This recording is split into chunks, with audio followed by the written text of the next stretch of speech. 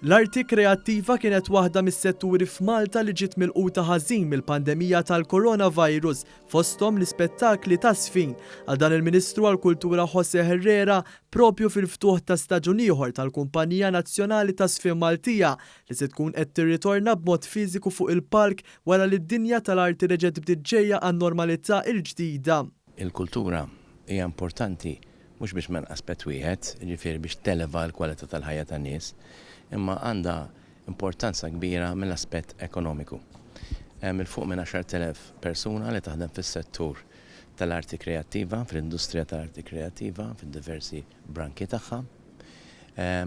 Parti da allura tagħti b'mod dirett u anke indirett kontribut kbir il-GDP tagħna u hija wkoll wieħed mill-pilastri mill-pedamenti għat-turiżmu f'Malta. Il-programm jinkludi 7 produzzjonijiet, inizjattivi ta' komunikazzjoni, klassijiet miftuħa u residenzi tal-artisti fost l-oħrajn.